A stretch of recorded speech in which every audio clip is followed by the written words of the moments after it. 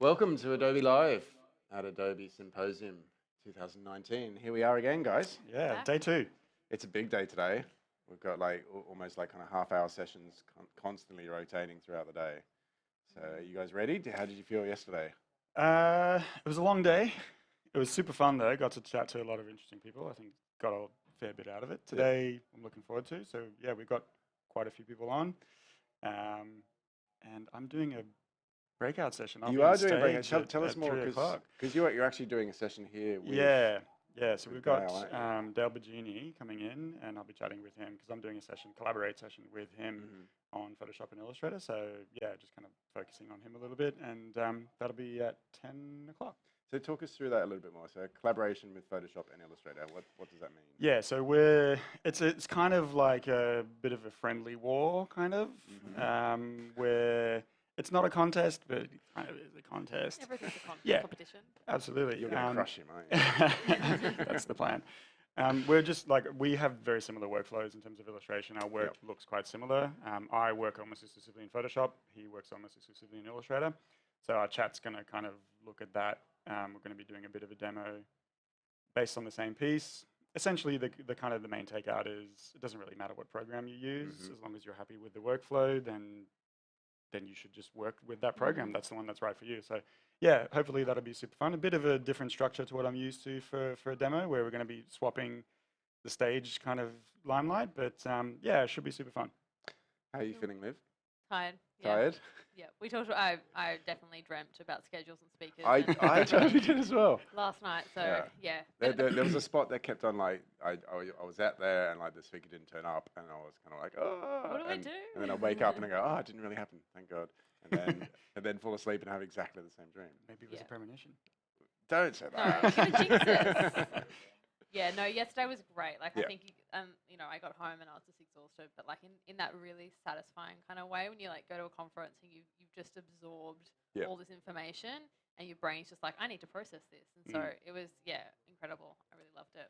It was great. So I got home and spoke to my wife and I was able to kind of go through a lot of the stuff that I'd seen and kind of hadn't really, you know, when you see the problem I always find with conferences, you see so much stuff. And if you don't kind of spend that time to kind of process it, it just goes. So it was really good to sort of talk through. I've got Ryan first up today, which is great because I think her talk, particularly for me, like it really resonated a lot. What she was talking about. She talked about kind of turning her mum into a designer, which I really want to dig into because that sounds like a wonderful story, but also something that all of us should be thinking about. Kind of like, how do we pass on what we know about creativity to everyone? Yeah, and particularly people who may not have a creative background but could use design techniques in their everyday workplaces. Like, I think so easily versatile to pass on those things.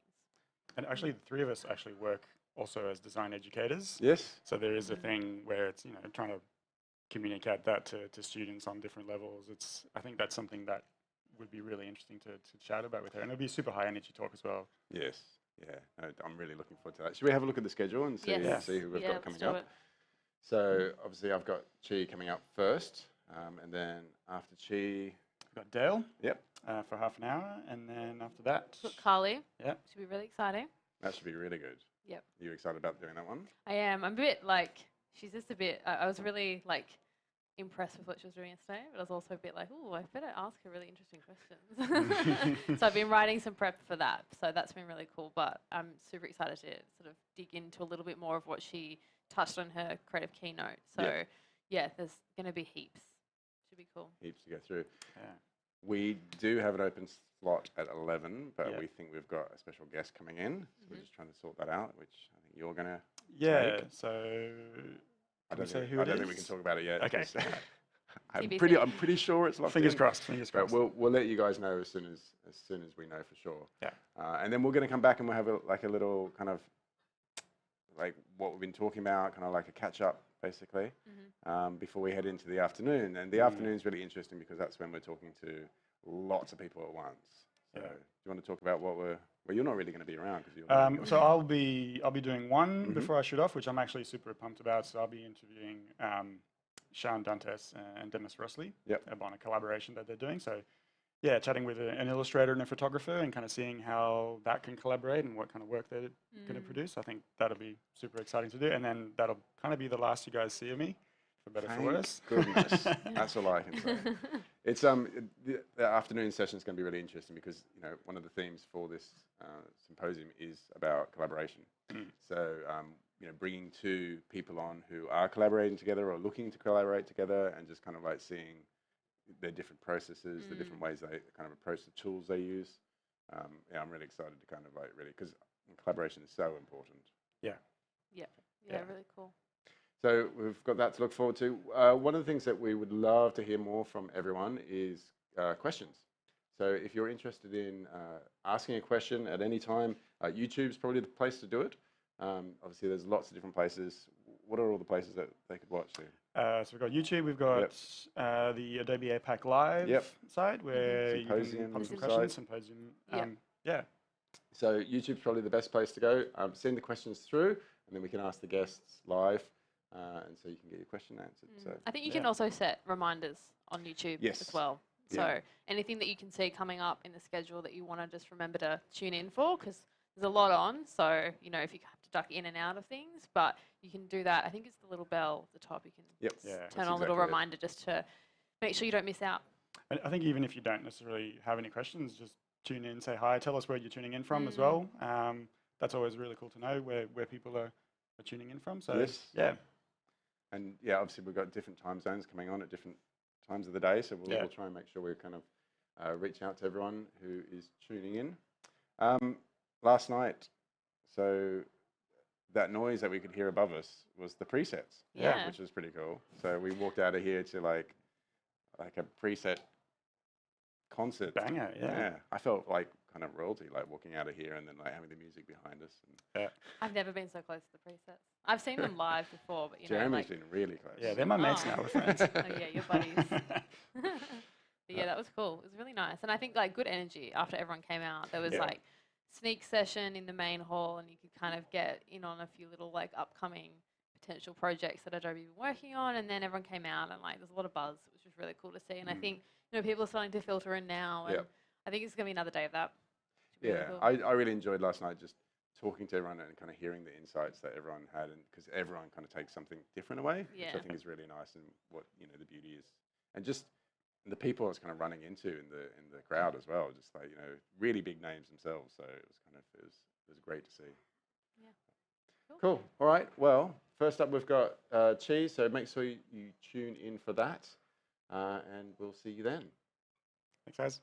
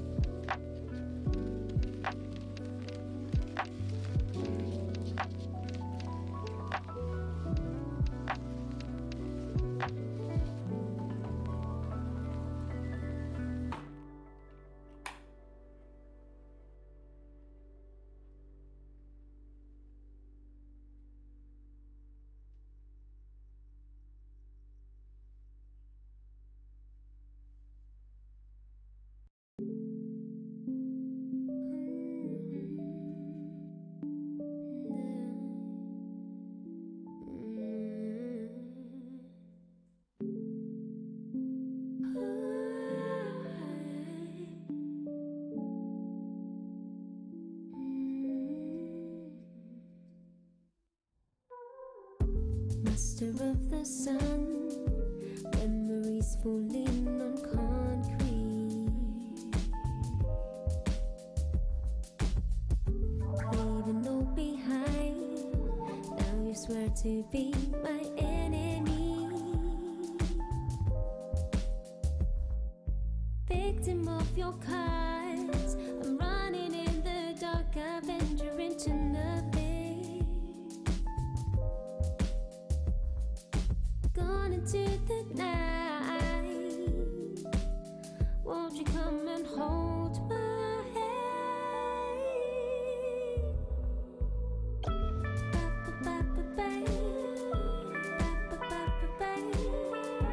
Master of the sun, master of the sun.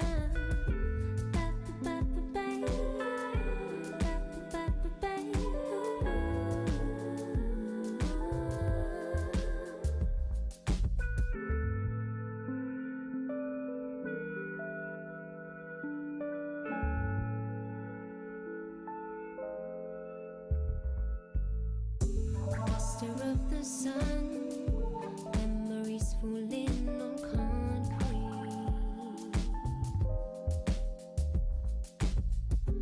leaving you behind. King of silence in this reverie,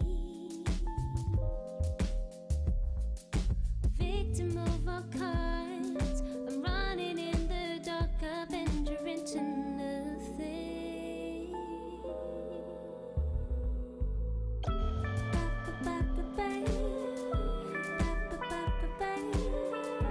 Master of the sun, master of the sun.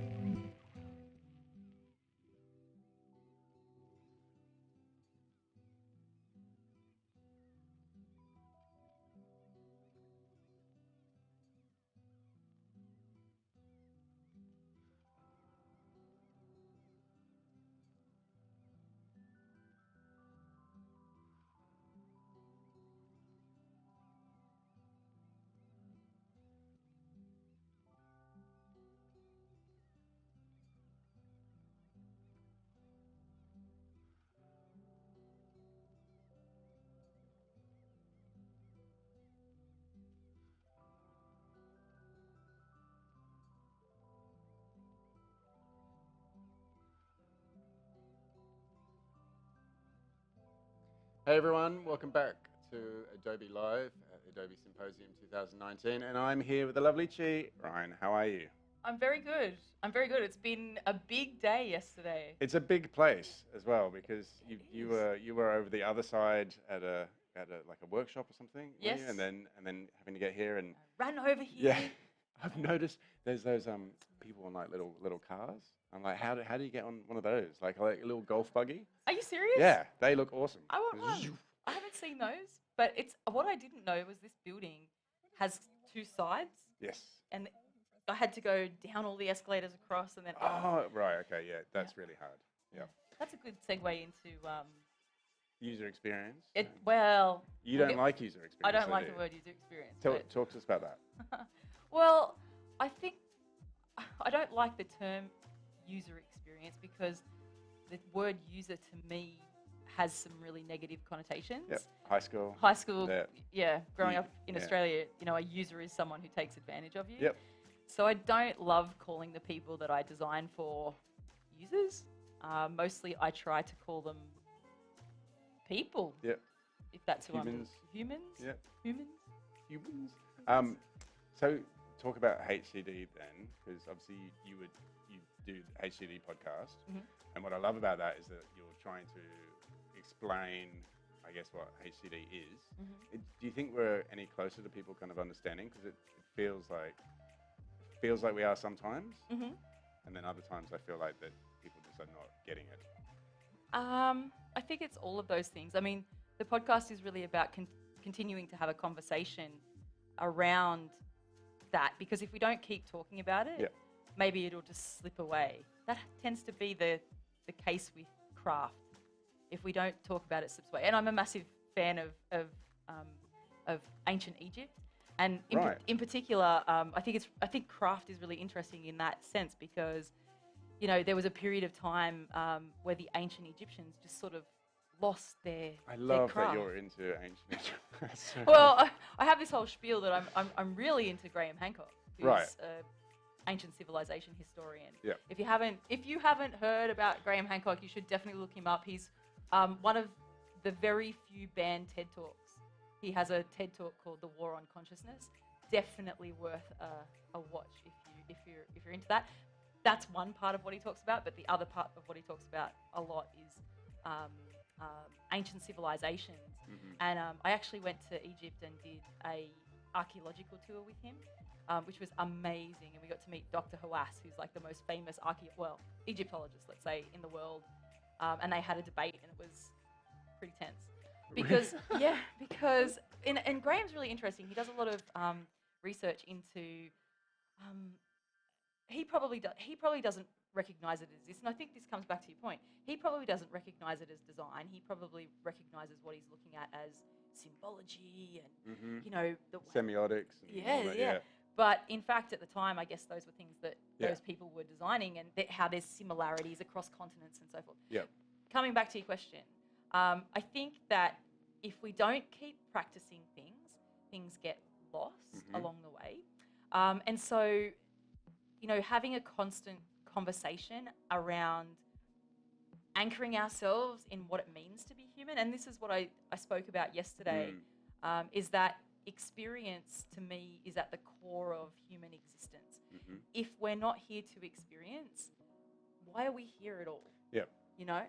So to that end, I think that there are people who are doing human-centered design Mm. without knowing it. And I think that there's people who have done human-centered design who, for whatever reason, get sidetracked. And the practice is about coming back to that and coming back to that. And then for the people who might be practicing it, like my mum, Mm. who don't really see themselves as practicing human-centered design or design at all, really, that conversation is about getting them involved, because there's people out there who just have amazing insights Yep. when it comes to humans. Yep. And the reality is, when it comes to designing for people, we're all involved, and especially when it comes to experience, we're all involved in creating the experience, whether it be the experience that you have when you go to a petrol station and the guy at the counter Yep. takes your money. There's an experience in that. There's an experience in, you know, everything. Yeah. So yeah, I think that human-centered design is it ebbs and flows. Yeah. You know, 1 minute it's a high, and then we sort of roll off when the next trend comes along. But we certainly with the podcast try to keep the conversation going. It's a great podcast, and I've got so many questions. I want to completely ignore my questions first. Have you read *Sapiens*? Yes. So when you were talking about the kind of experience self, and have you read the second book, Homo Deus? No, I haven't, but Right. I've heard of it. Yes. So he was talking about the experience self, where we have the experience, but then also the narrative self, where the stories we tell ourselves about why yes. that happened. Yes, absolutely. I mean, that to me is like HCD as well, because it's like it's about building that narrative for your customers, the people that you're designing for. So. Yeah, absolutely.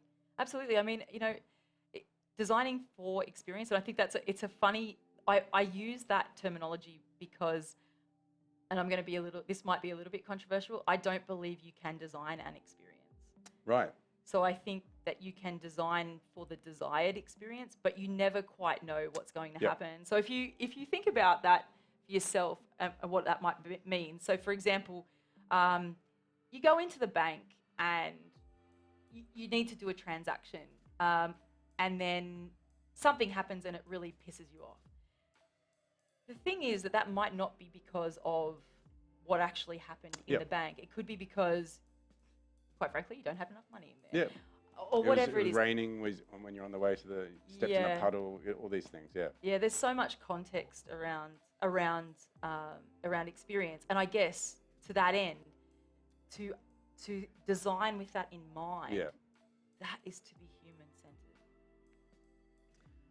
So how? Because I know you're very against patterns as well. I'm not. We're just talking about things that you don't like today. I'm not entirely against patterns, but I do think that we're designing ourselves into a corner. Yeah. You know, it's not enough to rely on the patterns, because if we keep relying on them, we're all going to end up wearing like all black, all black, and we're going to all drive a white SUV. Yeah. And we're going to live in a 2.2 bedroom house with with a box. And and we're sort of designing ourselves within an inch of our own lives in a way.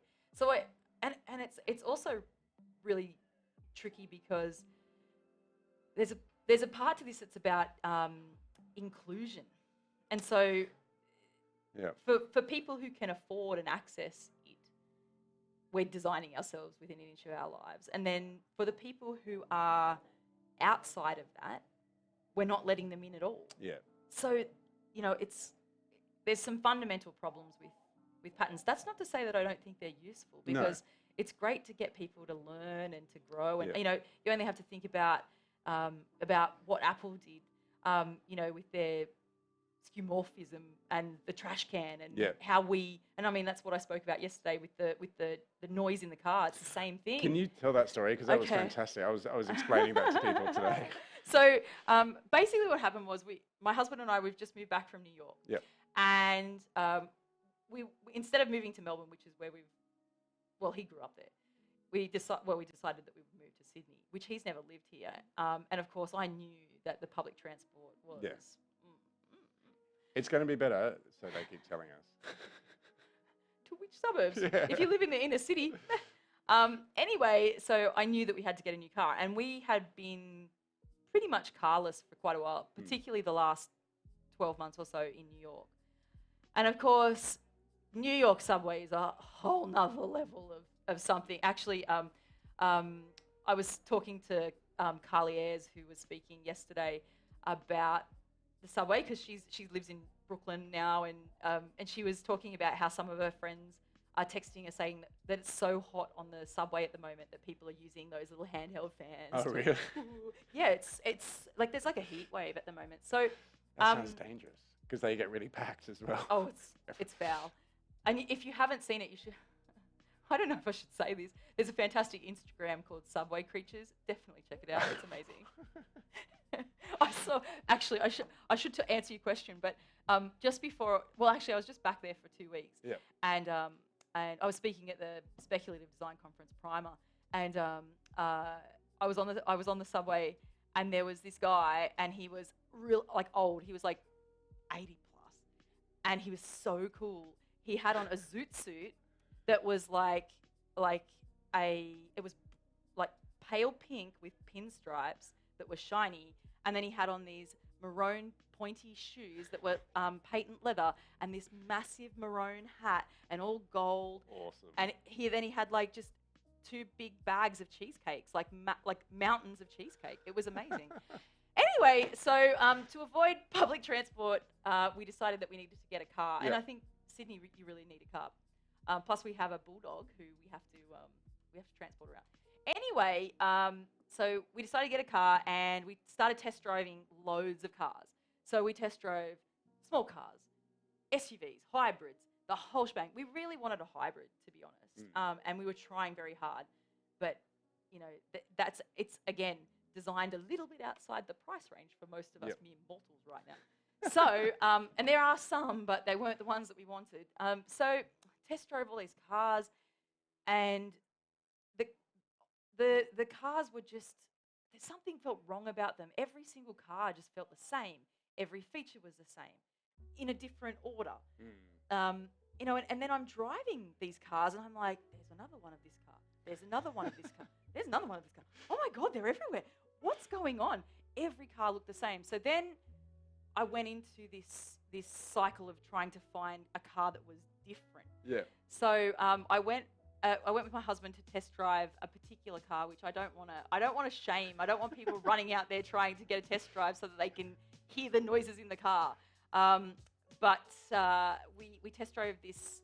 It was the top of the line model of a very configurable vehicle that's a hybrid SUV, and we would never have been able to afford the top of the line model. But anyway, we test drove one. That's what they were trying to sell us.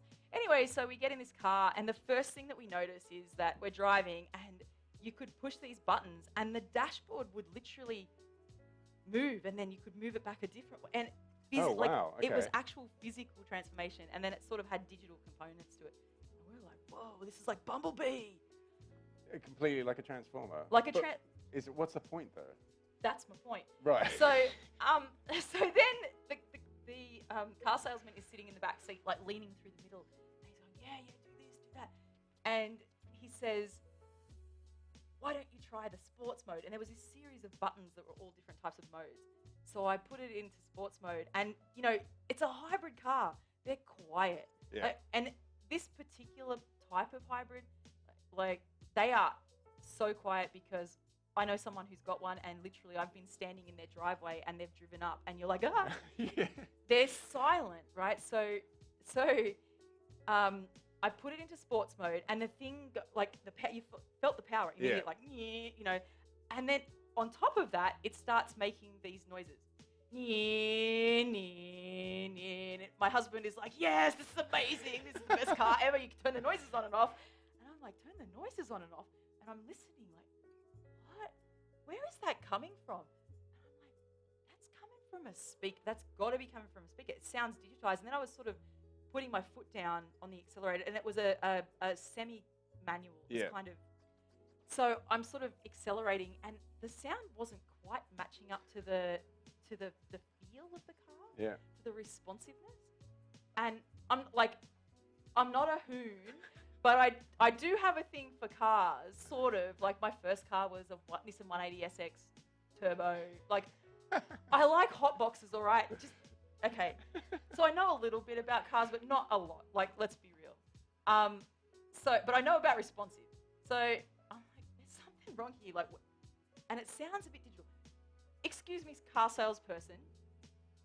Is the noise that's coming from this car coming from the engine or somewhere else? And he literally turns to me and laughs and says, it's kind of fake car noises. And I'm like, no, this isn't happening to me. Are you serious? And my husband and I just look at each other and we're kind of like, and we thought it was funny, and he's laughing, the car salesman's laughing. And Nervously, hoping you still buy the car. well, he wasn't even nervous. He just thought it was funny, but I was then nervous because I'm like, okay, we've just had a dashboard that transforms like a transformer and noises that come from the inside of the car. Like, what is the point of this vehicle? It did have a really cool seat feature, but that's beside the point. But anyway, so, you know, we quickly left the place and we talked all about it. And for a while, we were actually thinking of getting it anyway because it was a beautiful car in every respect. And features up the wazoo. Like, I was going to say it's kind of a bit like Photoshop. You never really use all the features. Yeah. Even though there's some really cool stuff.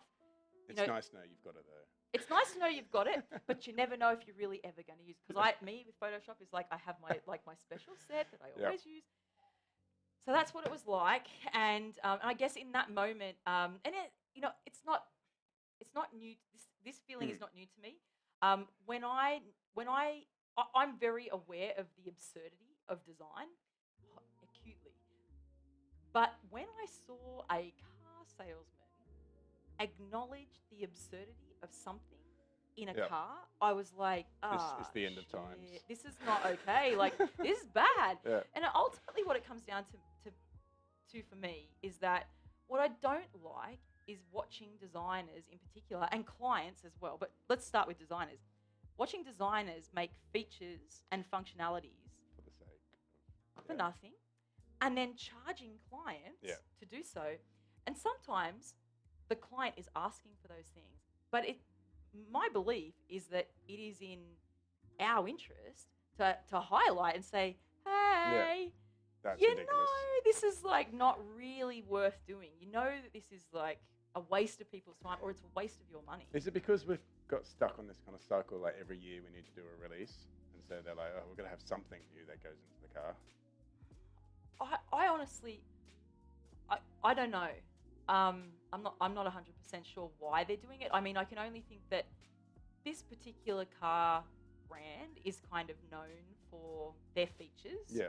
Having like real feature-packed cars, I suppose. Maybe it's to stay ahead of the game. Maybe it's to make the experience better. And so this is where things go pear-shaped, because what does it mean to actually make a better experience? And don't get me wrong. Like, I'm not one of these people who thinks that everything has. And in fact, I'm actually I'm a bit against this too. That, you know, people think that things have to be simple and fast and effective to be a good experience. No, that's going back to the patterns. Yeah. I think you have to design in complexity because humans are complex creatures. But at the same time, you don't need to treat them like idiots and feed them something that's just wasting their time. You had a great quote yesterday, that is the juice worth the squeeze, which I really loved. And you talked about, before you say yes, asking why, which I think is something we desperately need to do. Yeah, but it's scary. Just not in design, in everything. Well, in everything, absolutely in everything. But it's scary, I think, for a designer. To be honest, it's scary for anybody who has a client to say to them, well, to tell them to be honest. And I guess, you know, in what I do in my own practice, I guess what I would hope that I do is hold a mirror up and say, I want you to take a look, because you need to see what I see. Yeah. You know, and I'm going to help you see that thing. And often that's the problem, that when we're in our own little bubble, we can't really see the forest for the trees. We're so busy looking over there, we can't really see what is actually going on. And I guess that's what I try to do for my clients. I try to help them to see that, because sometimes they can't. Sometimes there's limitations that prevent them from doing so. So, you know, as an independent designer, it can be very hard to say, no, I'm not going to do that thing, or actually, you know, maybe have you asked why you want to do that, or, you know, how can we have that conversation? Because for so many reasons, it could be, you know, you just want to get paid. It could be, you know, you don't want to lose the client.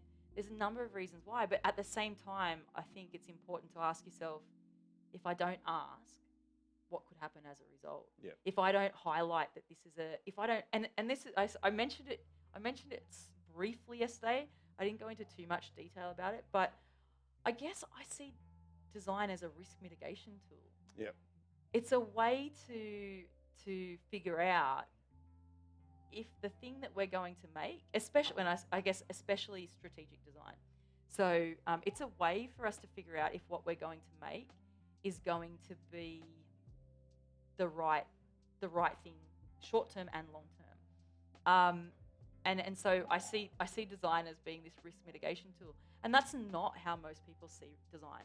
Most people see design as making something. Yeah. Although I think it's changing slightly, with people talking about design thinking now. I mean, hopefully if design thinking is done right, part of that is a kind of audit of where the client is at that point. Well, I don't know if that's how I see design thinking either. Mm-hmm. So for me, design thinking is a tool to get non-designers involved in the design process. Okay. That's how I see design thinking. Design thinking in itself is not a practice. It's a set of tools. Yeah.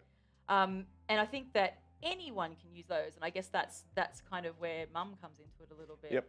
And I think people get design thinking and service design really confused. And I don't actually believe that they're the same thing, because when you're in the thick, the hardcore of designing a service, I'm talking like, let's go bike sharing service or car sharing service or something along those lines.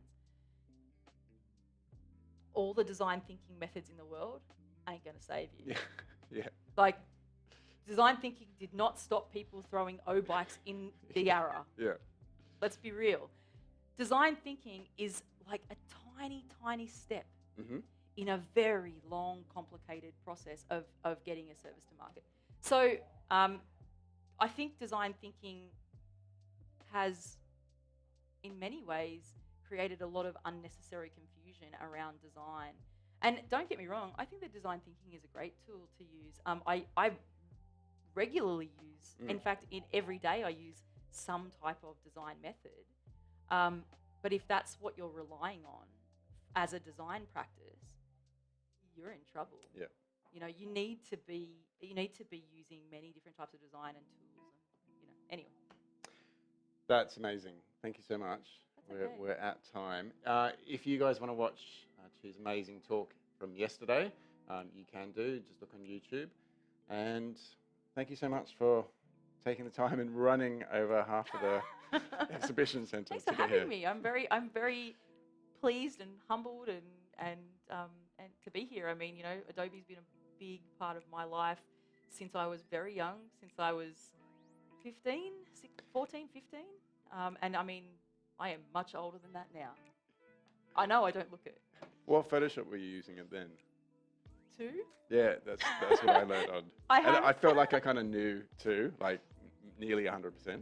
My first job, I was I went to film school, and then my very first job was as a visual designer. Well, I was a shit kicker for a creative director, but whatever. Anyway, and my very first computer that I had in that office, it was a 20-inch black and white monitor that we used Photoshop on. Wow. Yeah, and he was a master typographer, and so we at the time, because we were hand crafting type, and he was pretty old school. He was actually using Photoshop to help with his typography. So so Photoshop's been with me a long time, and also when I was much younger, I also used to make a lot of rave flyers. Yeah. And so there was lots of beveled edges. That was my bread and butter. Yeah. So lots of beveled edges. Band posters. Yep. Rave. Yep. Where can people find out more about you or follow you or? So I don't really have a lot of social media, but the one that I do have is LinkedIn. So search Chi Ryan, CHIRYAN. I definitely post. Well, I post a fair amount of things on there, but that's the channel that I like best, because that's a business channel. Yep. And this is really important for designers, that you need to learn how to use LinkedIn, because it's a really amazing business tool. And if you're a designer, you need to get business. So connect those two things together, and it works really, really well. Fantastic. Thank you so much. Come back very shortly. We're going to have Jeremy on with his guest. So thank you, and see you soon. Thank you.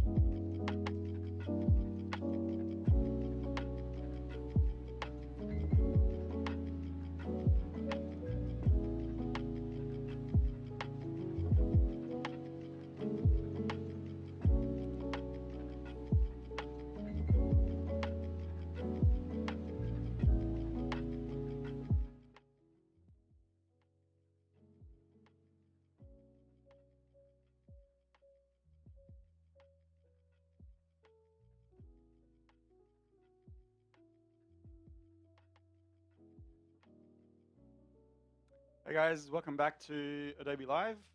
We're at Adobe Symposium 2019, and we've got Dale Bigeni on today to have a chat with us about some of his illustration work.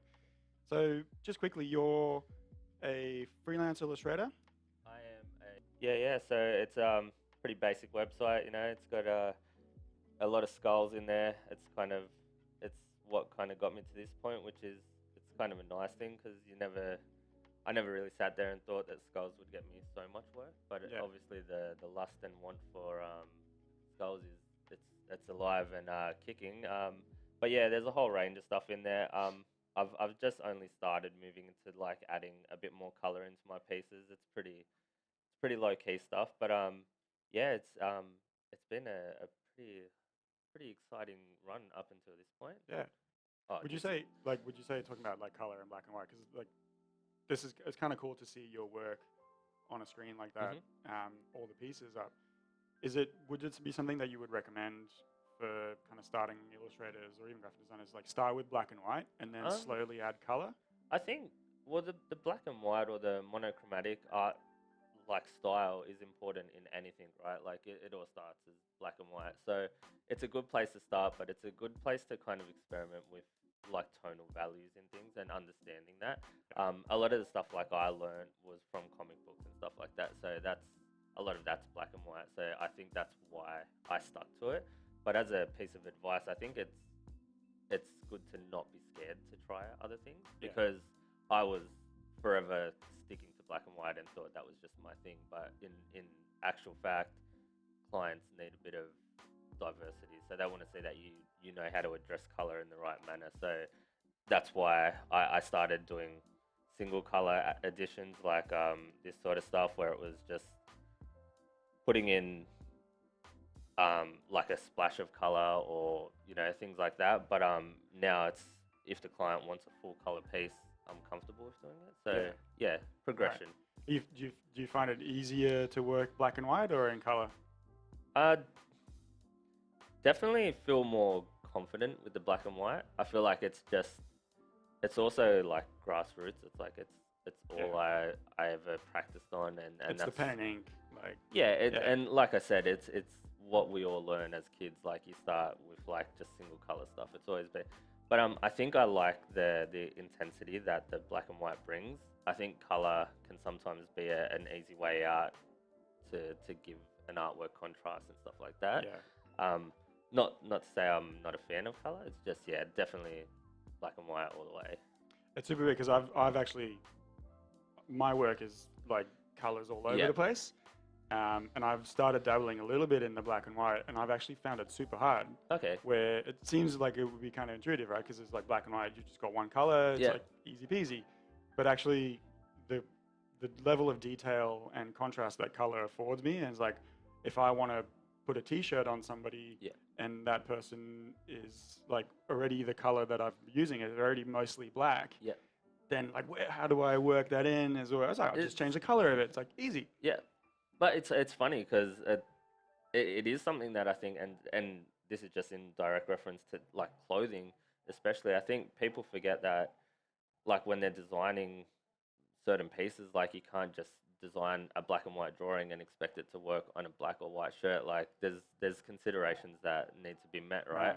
And you see it all the time where like someone's done a black and white illustration, and the company X company would go and just reverse the black lines into white, and it looks rubbish. So it's like there is a lot to consider, and I think to master the black and white section of the artwork it's well, not even master it, but be conscious of it. Like it's quite important. So yeah, I'm pretty happy with where it's led progressively. Like now that I'm doing like a bit more color, it's nice to kind of go in and see how like I can grow as an artist and push myself. I mean, you're forever trying to do something new and try something new. So color's my 2019. That's where I'm going, trying slowly.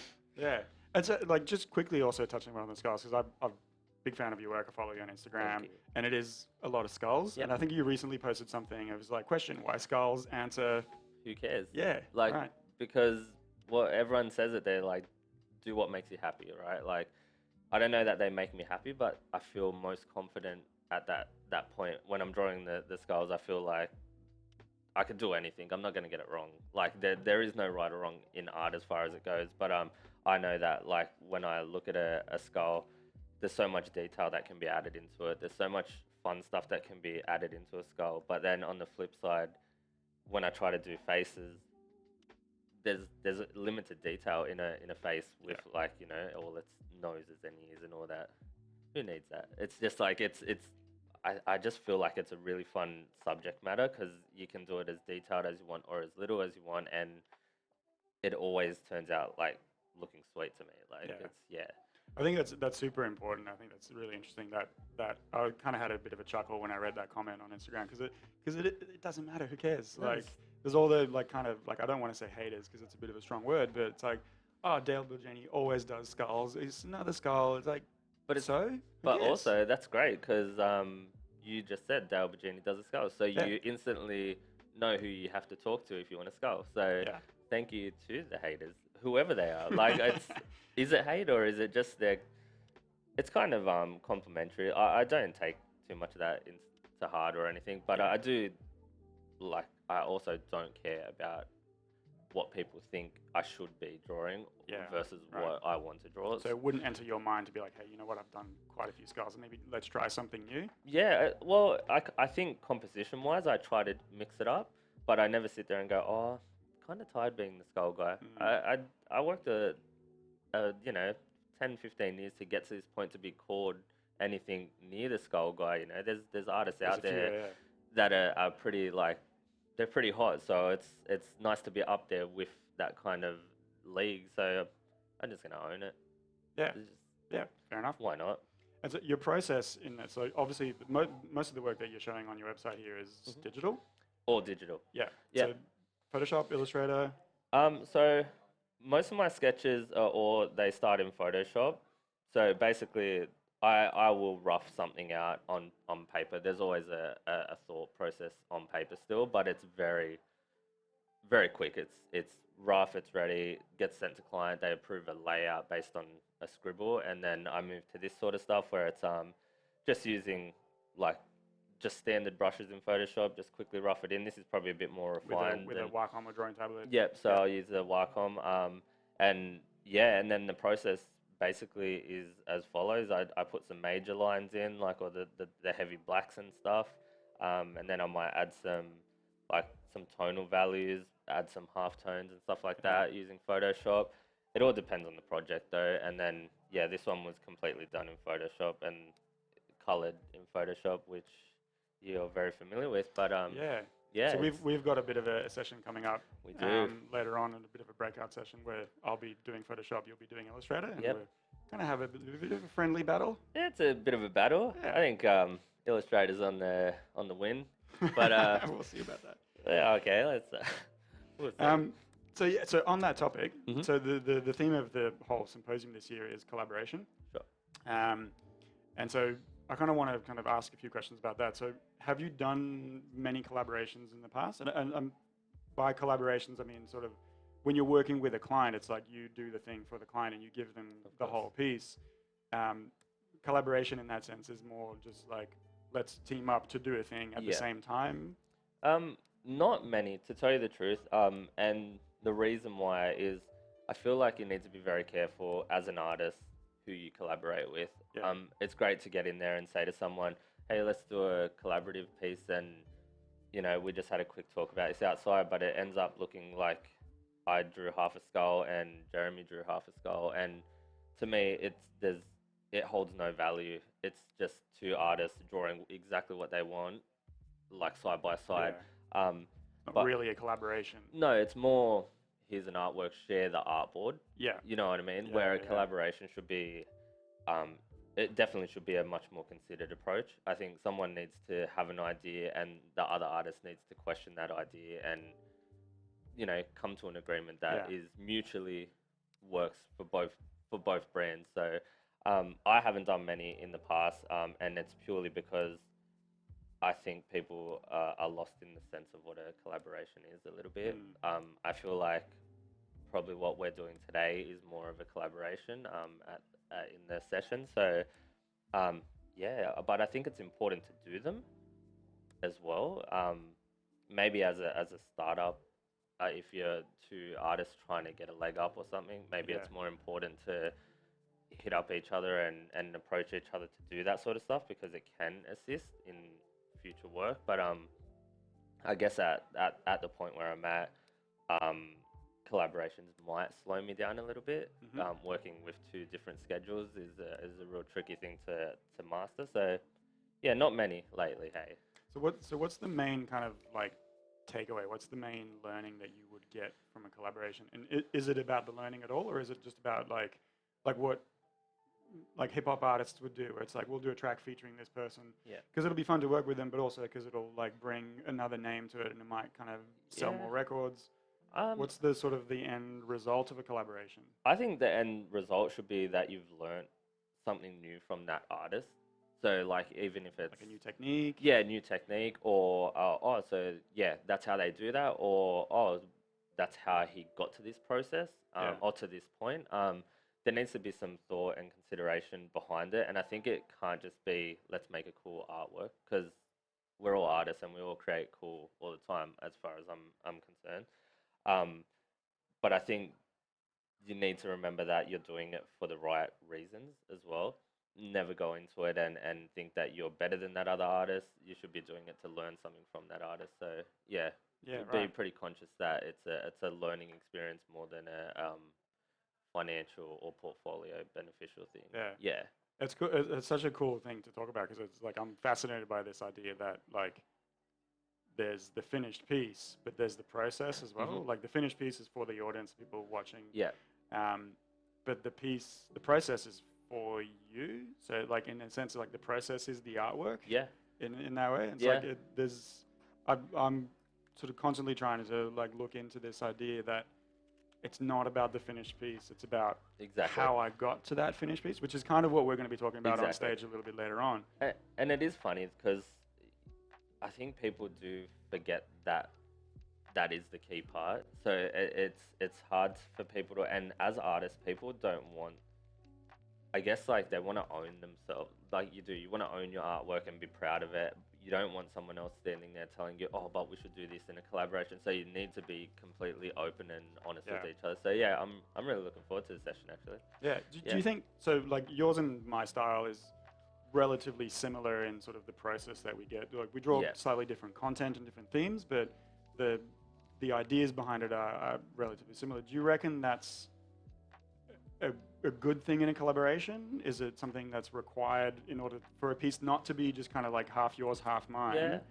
Or is it a bad thing where it's like, well, maybe we're not learning that much from each other because we're just so similar? No, I think it's actually a good thing. I think if you can complement that other artist's artwork, and it is because it's a similar style, then I don't think it's a negative as much as you probably think it would be, because you're not struggling to match the content or the direction of the artwork, which is half the battle. Yeah. But also, I think to do it with someone, I without referencing anyone in particular, like doing like if I was to collaborate with someone that just drew flowers and they were flat, there was like, you know, that single color stuff. I think I'd find it really hard to find where I actually where I mesh in with them. You know what I mean? So I think it's important to pick your collaborators quite like honestly as well. So if someone approaches you,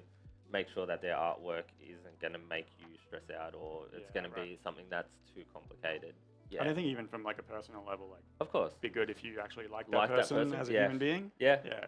Well, we all know the internet's full of a lot of negative people, and you do have to be careful. Like the internet and social media has made things very crazy, and people think all they need to do is reach out and say, hey, let's do an artwork together. It's not that simple, unfortunately. Yeah, and I think a lot of times that can kind of feel just like I'm just trying to get a leg up on your followers. Yeah, and that's how I always look at it. I'm always like, oh, what do I gain out of this? And I think it's a bit selfish on my part as well. Like I should be a bit more, what's the word? Like inviting.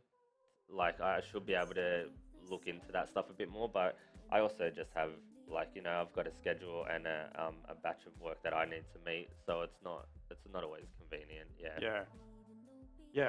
I think that's a good point. It's very important, I think, to be able to get along with that person and do it for the right reasons. Otherwise, the collaboration gets a bit toxic. Exactly. And then, but it doesn't kind of produce good artwork when the process isn't good. So kind of everybody loses out. Exactly. And maybe one person's more proud of it than the other, and it's not the way you should come out of it. You should be able to both post that artwork online or on your portfolio and be completely proud of it, not like forced into something that you really didn't want to do.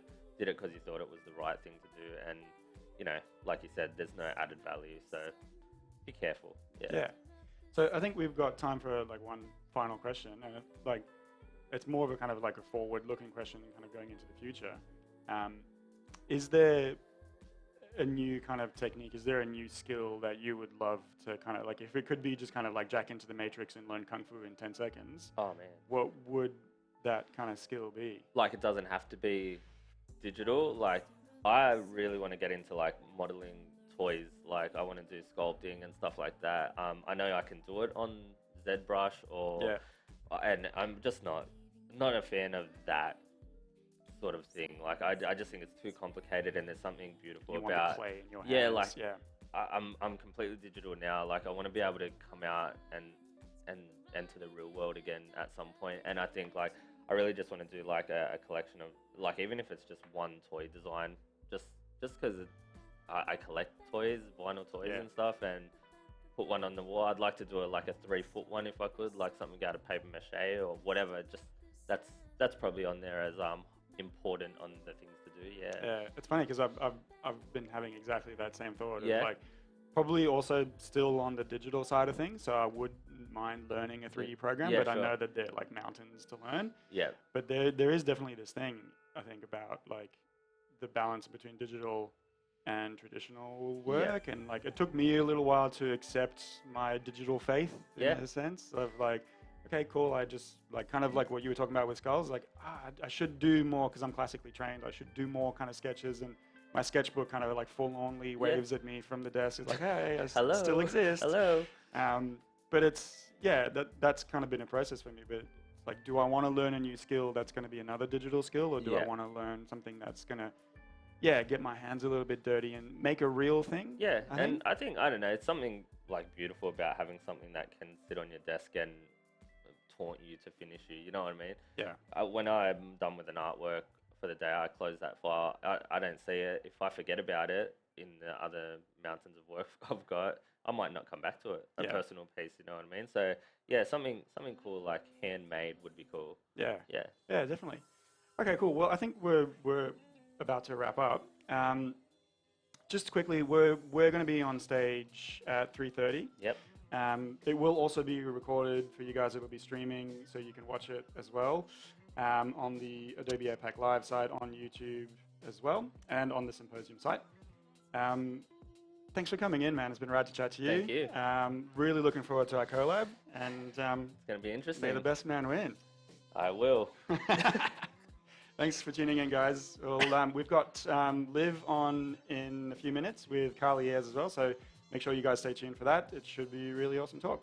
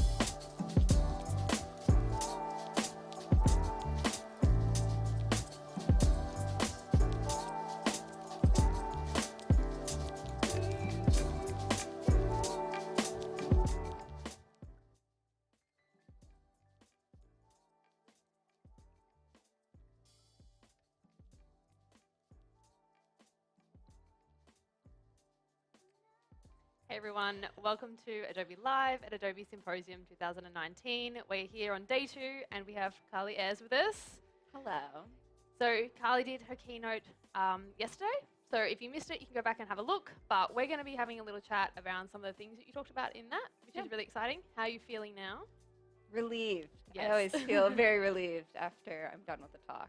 How long does it take to kind of like prepare something like that? It depends. I mean, for this one, I knew some of the projects are projects that I've talked about publicly before, so there's a bit of a narrative there, but always I think like you want to create something that's unique for like a new audience and make something special, and especially leading up, I got here on Sunday, so I had plenty of time It's a to pretty good window, yeah. freak out and practice twice a day, every day, so it depends. Yeah. Yeah. For those that may have missed the talk, can you give a little bit of a recap on maybe like who you are, what you do? Yes. So maybe the key points in the talk? Yeah.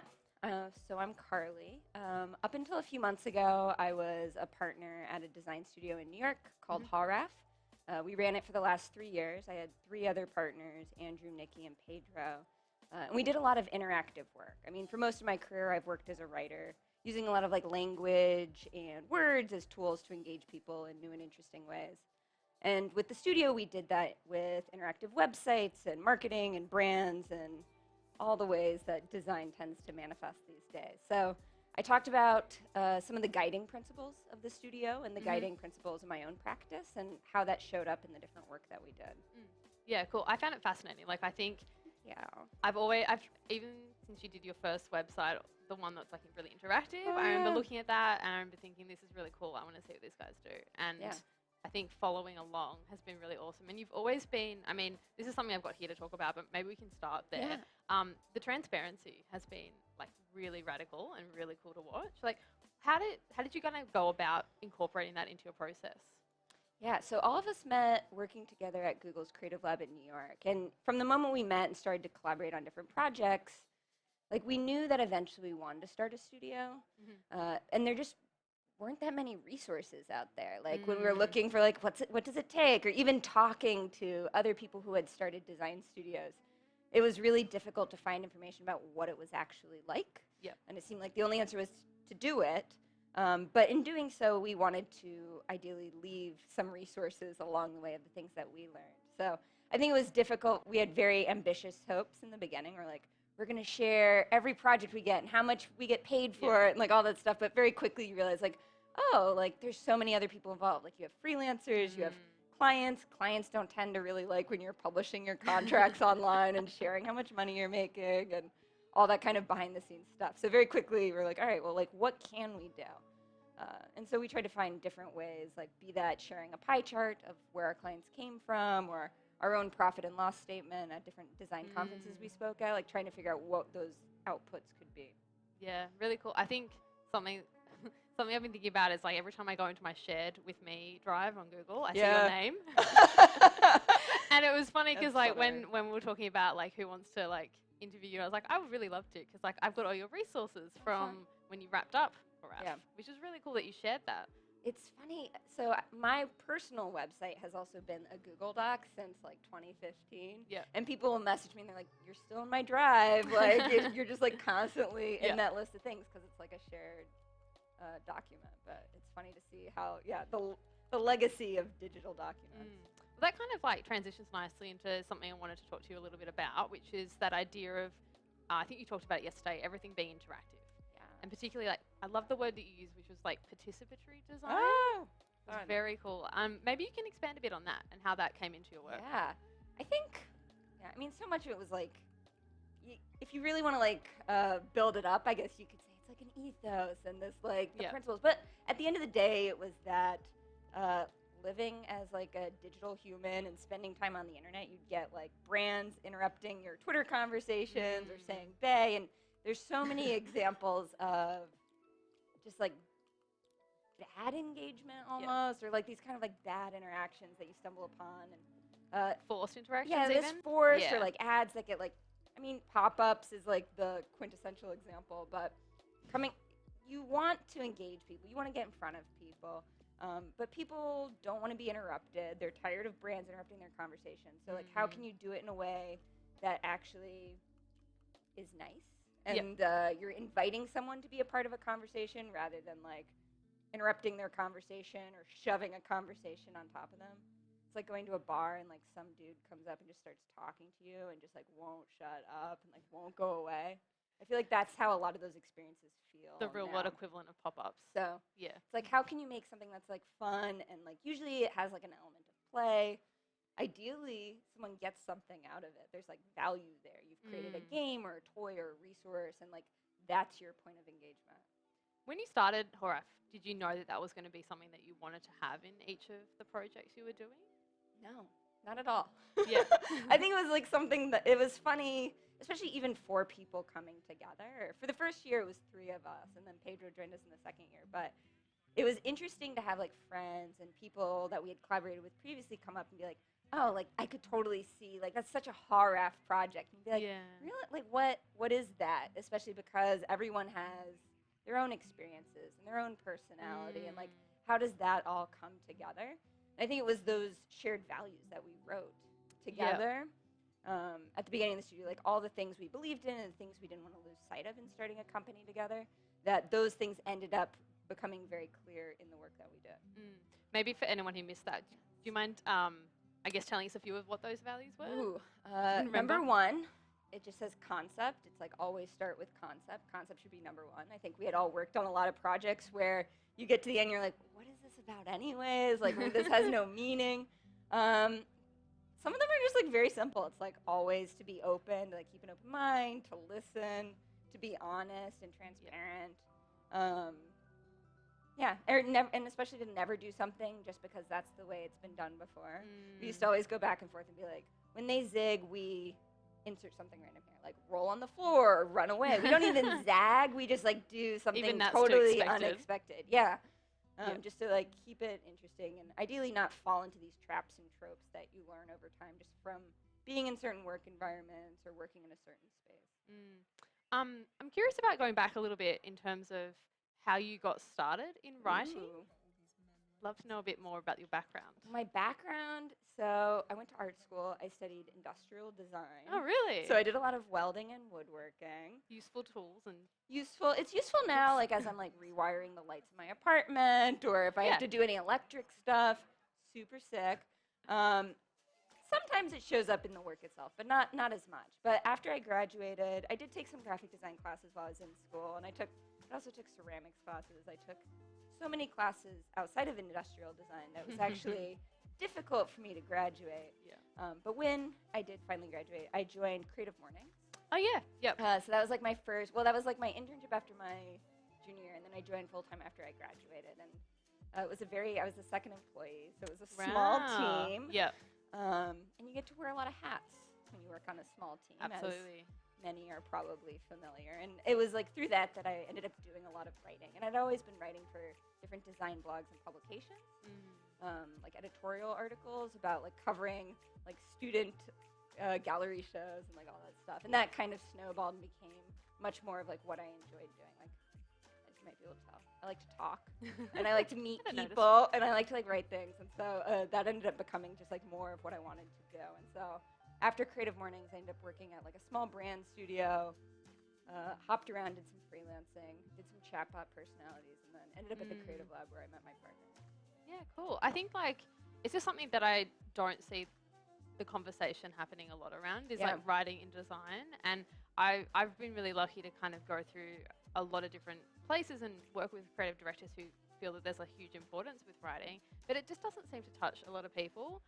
And I think, I'm curious like how you think, how we can make that more part of how people design and incorporate it so that we're not just like, going straight into the programs, but we're thinking like, what's that communication element? Yeah, Mike touched upon that in his talk a little bit too yesterday. Just this idea that language is so important, and sometimes that's the place where a lot of projects can even start, be that a sentence or a one-liner or just like the concept or a word. I think writing is so important. I think a lot of the great designers I know are people who are thinking about their work. They're designing things, but then they're also, be that if you write for yourself even, like I don't think you need to have like a public-facing blog, but just to create a practice where you're reflecting on why you're doing what you're doing, and like sometimes having that not be visual is super important. Yeah. Yeah, I had another thought there, but it kind of floated away. All right, we can maybe grab back onto it. It'll float back. It'll float back. No, yeah, I mean, yeah, I think having a writing practice is really important. And design is about communication. Like at the end of the day, absolutely. ideally, like you're trying to communicate an idea. And I think too often designers like, oh, like I do the visual stuff, but like the word stuff, like all that stuff I don't care about. And it's like, I don't know. Like you have to be able to communicate your ideas, even inside like a larger organization. Like half the challenge is like making a deck that you can present to like your boss so that they can take it to your boss's boss. And like that is like how money gets spent to make ideas. And if you don't have those tools, then you're operating at a disadvantage. Yeah, absolutely. I've always found it funny because like my course that I did was called Visual Communications. And like it's such a crucial, it's like visual communications. And using language is such a crucial part. But even like narratives, like when you're putting together something like to present, it's like, I think people don't have that kind of appreciation of words that they should when it comes to design. Yeah, it's everything. Yeah. Something I love the way you talked about this was kind of demystifying the design process, but also removing that word magic around design. Could you tell us a little more about that? Yes. It's something I feel very strongly about, so I have to center myself. But I do feel like design gets treated as this like magical thing. We use terms like unicorn and I don't know, like design wizard or all that stuff. I just feel like until we can get to a place where like my parents can go to a dinner party and explain to someone what I do. Yeah, my parents which can't like do that. Like she works at Google. Like until they can do that, then like we are at a disadvantage from like so many other industries where people are like, oh yeah, I know what a writer does. I know what a developer does. Like on certain levels, like people have a better understanding of what so many other careers entail, and we need to get better. I mean, talk about language, like explaining what it is that we do, but also not just kind of putting it in a box and being like, magic, like look what I made, it's so beautiful. I just like whipped this up. Yeah, and I think when it looks like it's something that you can just like whip out of a box or something, then it makes it very difficult to advocate and negotiate for its value. Like how many hours does it take to make a good logo? When there's sites like Fiverr or Tasker, like all these other like places where you can go and get design for relatively cheap, which I think is great. Like what sets that apart from like me spending like 4 months working on your brand? Yeah. Like I need to be able to measure that. And magic just doesn't do it justice. So where do we start? That's a good question. I guess with words, talking about what it is that we do, talking about it in a clear way, talking to people who are not in our industry perhaps. I think that more of that needs to happen.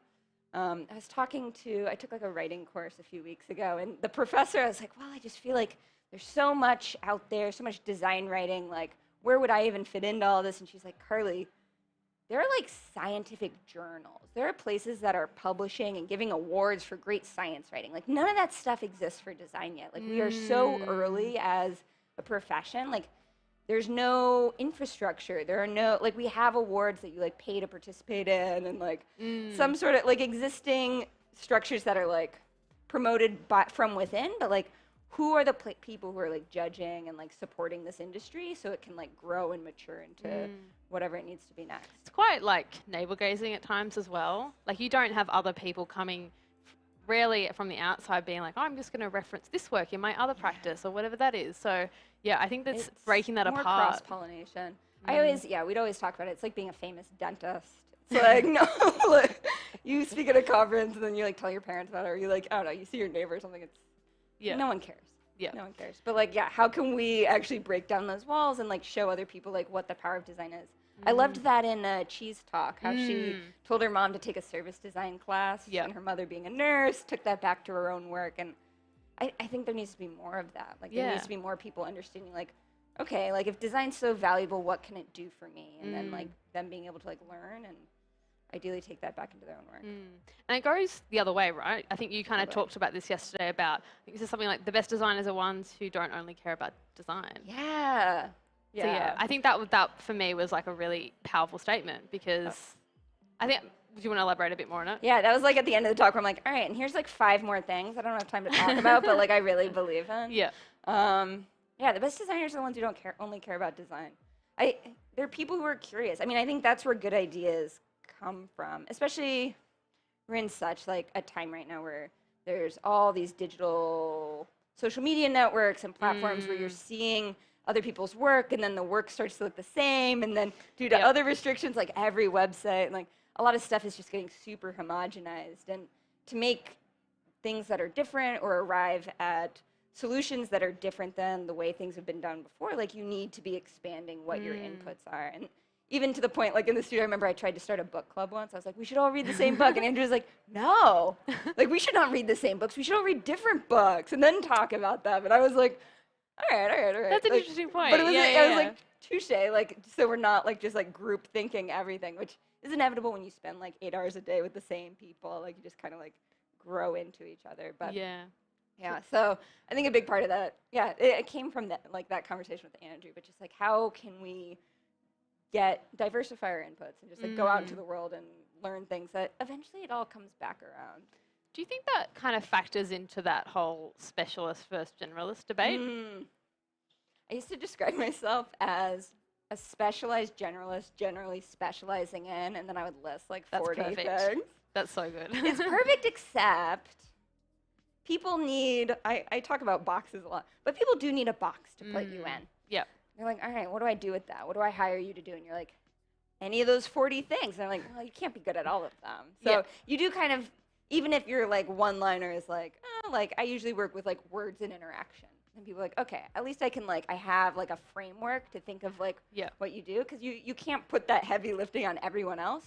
But at the same time, I feel like I've always been a generalist just because, I mean, the world is constantly changing. Like the work that I do now, I couldn't have done when I graduated for sure. So the only way to keep being able to evolve and move with that to me has always been like expand as much as possible. Like, what is it, like T-shaped person? Like go deep on like a few different things and then be able to build off that so that I can stay flexible and like take on whatever project comes my way. But specializing, I've never been good at being a specialist, but I think I lack the attention span. I'm the same. And I think like the more I've absorbed from the whole debate, like I'm trying to just take it in and not really make a call, but I definitely feel like there's something between, you know, being a generalist, but being able to evolve. Yes. And like you can obviously evolve in, I think being a specialist, but I think you've just got more room to grow in different directions and expand. And for me, that interests me a lot. Like I think other people love what they do and they can stick with it and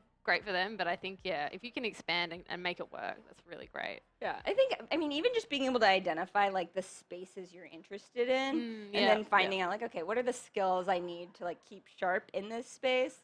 Because, I mean, the tools are always changing. Like everything is the way we interact with the internet. Like, I don't know, it's like people talk to their phones all the time in like a way that would have felt like kind of weird a few years ago. And like, I don't know, I talk to devices in my home and all this stuff that it feels like it's out of a sci-fi movie. So like, how knowing that like the formats are always going to be changing, how can you stay interested in certain spaces but make sure that your skill set can evolve so that you can do work in any space?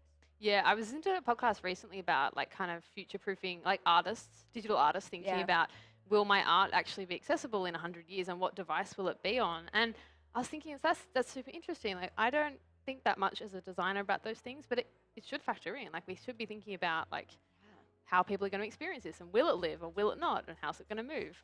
It's even funny to hear, what is it, like CDs erased after like 20 years or something? Yeah. Like I remember just like saving everything to like these piles of CDs. I must have been like high school or it must have been college. And I was like, this will work. And then all of a sudden it's like, oh, by the way, none of that stuff will be here in 20 Relevant. Something else I wanted to touch on quickly was you talked about no work being precious. Oh, which so I really hard. loved. It was great. I think is like I've worked across a lot of disciplines, but I've also recently been doing a lot of stuff in education. And I think talking to designers who are starting out and trying to tell them that it's okay, you don't have to be precious about something, is really important. There's definitely like many caveats, I'm sure, to that, where it's like there's a whole ethos, especially in Silicon Valley, about like move fast and break things. And I think that's super dangerous. And especially when you're creating tools or like spaces for people that they rely on, defibrillators, like things that are like somewhat precious and like do involve like be precious with those things. But there's so much of our work is not precious, especially as designers, like, and the ability to be able to like let something go and move on, like that's what makes space for like the next thing or the next great idea. And I just like the number of times on a project where I've even just like I just like refuse. I'm like, this is it. This was the idea, and I like can't get over it, and therefore like eventually someone has to like pry it from like my cold dead hands and be like, all right, like what if it's a square instead? And you're like, okay, like I guess it could be a square, and then it's so much better because of that.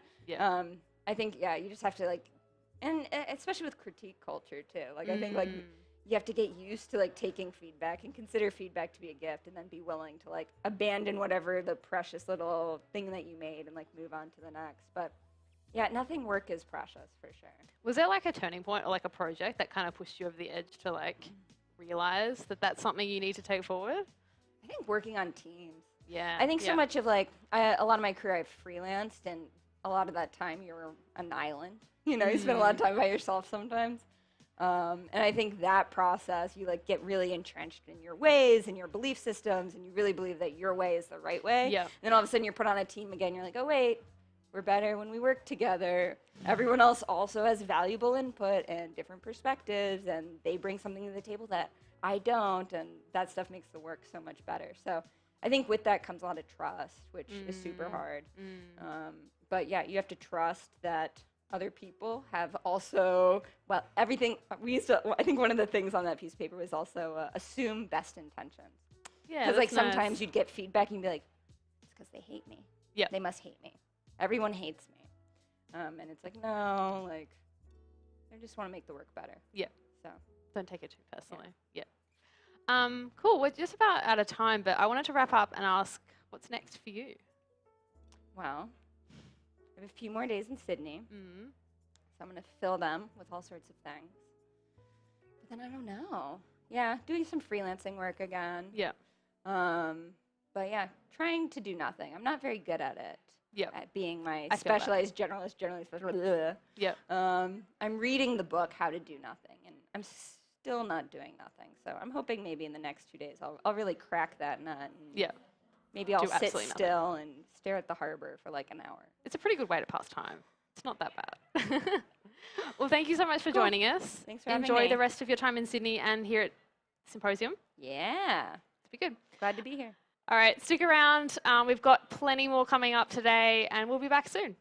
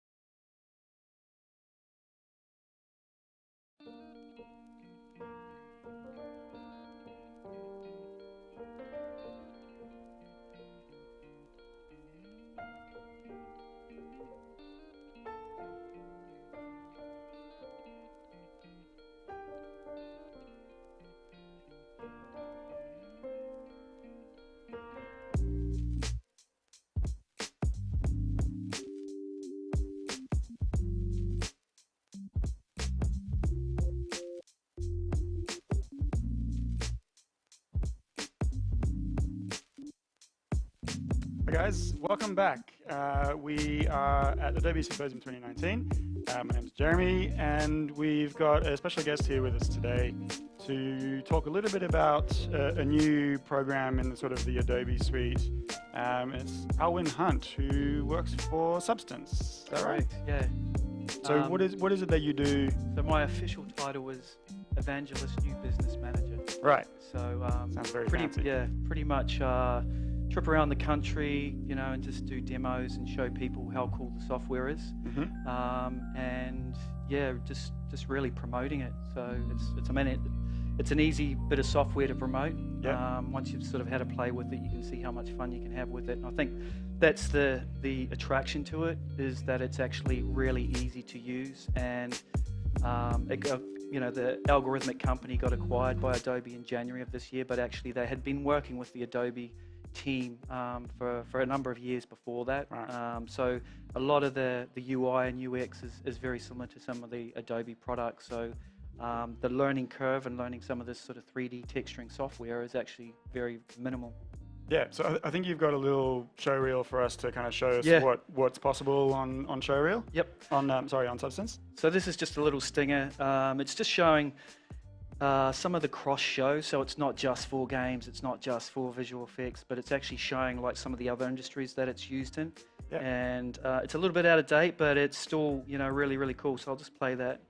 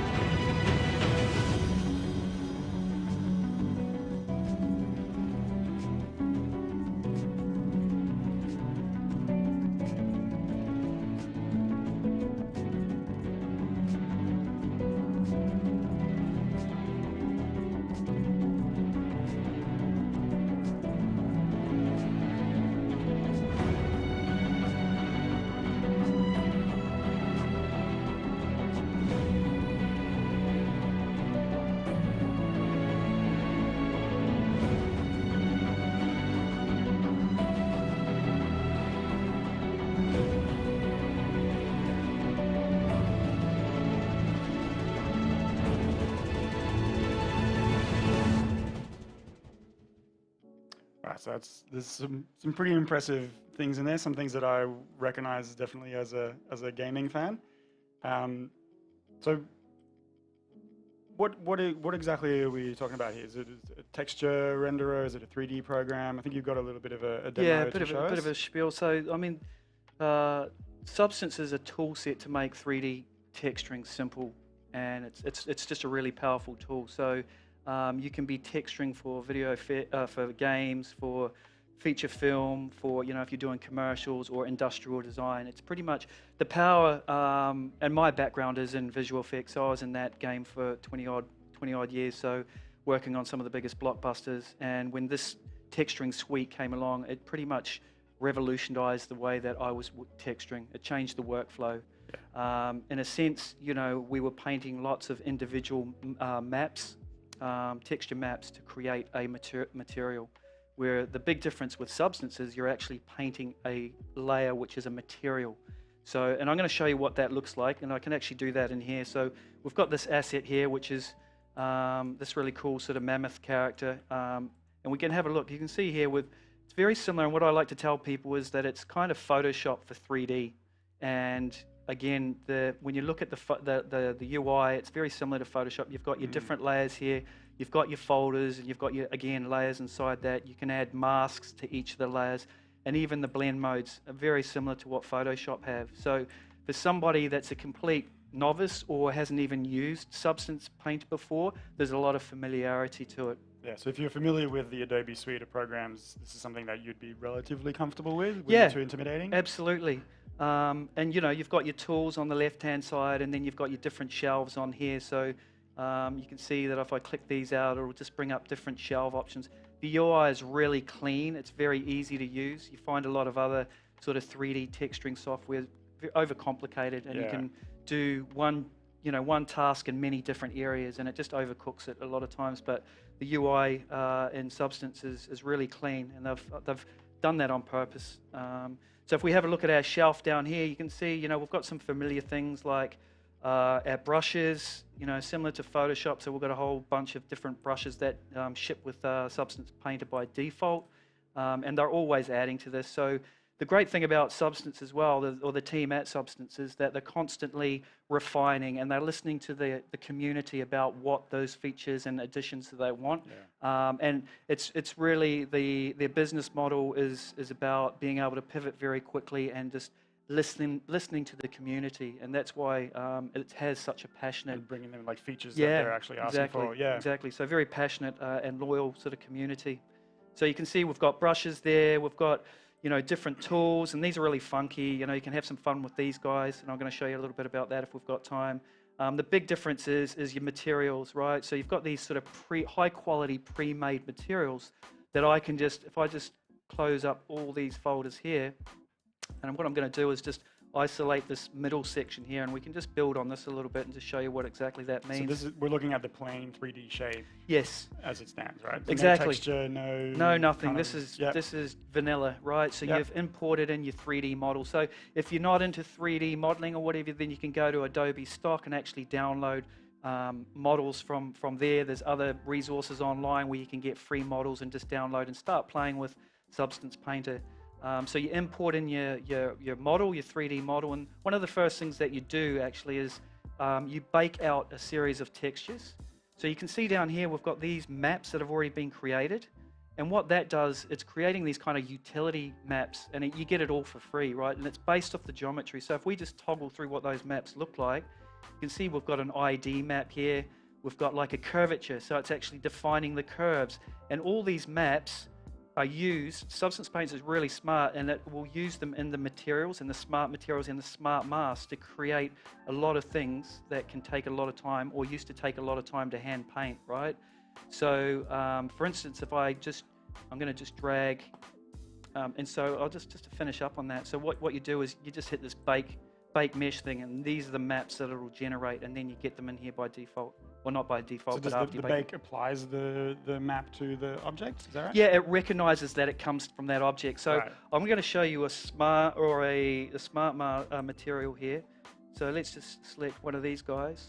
I'm just going to type in steel, and maybe we've got a steel grunge or something, and I can just drag and drop that straight onto my layer stack. I'm just going to close that shelf, and you can see this smart material, what it is actually doing a lot of work for you, right? So and you can rotate your light around the model, and you can see there's a lot of dirt and grime and stuff already in there. So if we have a look what's in that smart material, we can see we've got our base metal material, but it's already added scratches and other additional layers in there to help us with that.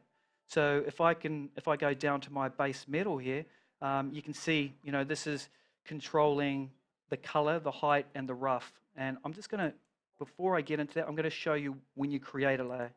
So I'm going to create this default layer. I'm just going to bring it to the top of the stack, and I'm going to close that folder down. So I've just created a layer like you would do in Photoshop. But what that layer is doing, it's creating your color, so I can change the color of it. Yeah. It can so change. There's already a little bit of kind of like bumps and dents and stuff in the 3D model. So that's pre-made in the model, right? In the model, yeah.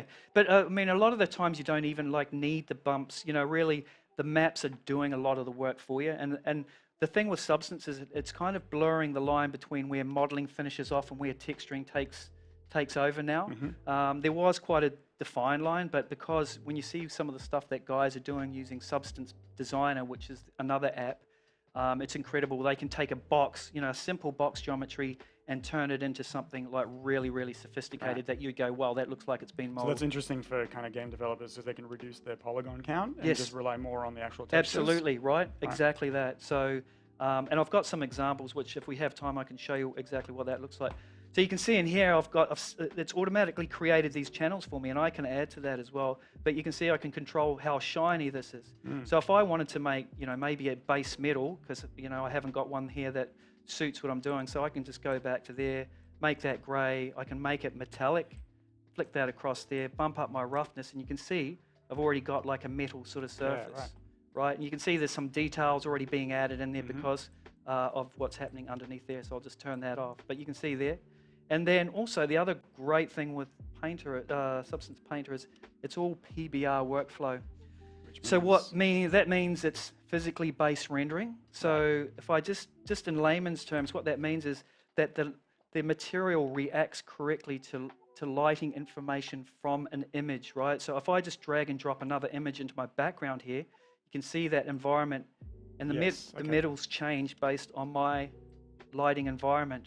So it's putting the image in the reflection on that metal, right? But it's a high definition range image, and that metal is reacting physically correct, like as in real world.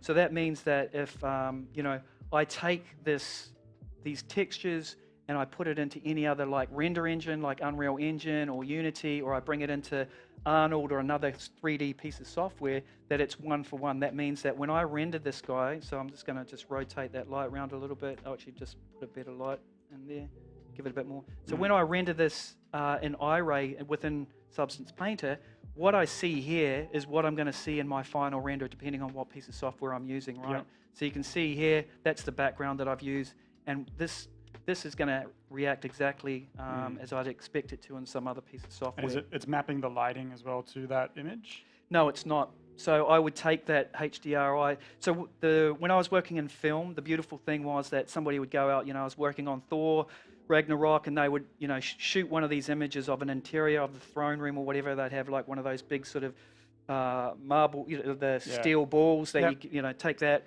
You could bring it straight into Substance and have the actual environment lighting from a set, right? So then I could look dev towards that set, and then that same lighting would be used by the lighting artist. So when you're lighting these 3D objects, it's consistent all the way through. Okay. So and that was a huge problem in the industry, because there were so many just variables with lighting and all the rest of it, that the whole PBR technology and what Substance uses is changing the way. And it was introduced into games a while ago, but it's like now it's part of some of the programs. So I've added a base layer there. So you can see that that's added all these other channels. I can add other ones if I like. Maybe I want to go in and add opacity and displacement, so I can add additional ones here as well if I want to. So I'm going to just carry on with this guy here. So we've got our steel. So the cool thing with this is now I can add another mask on top of this, add a black mask.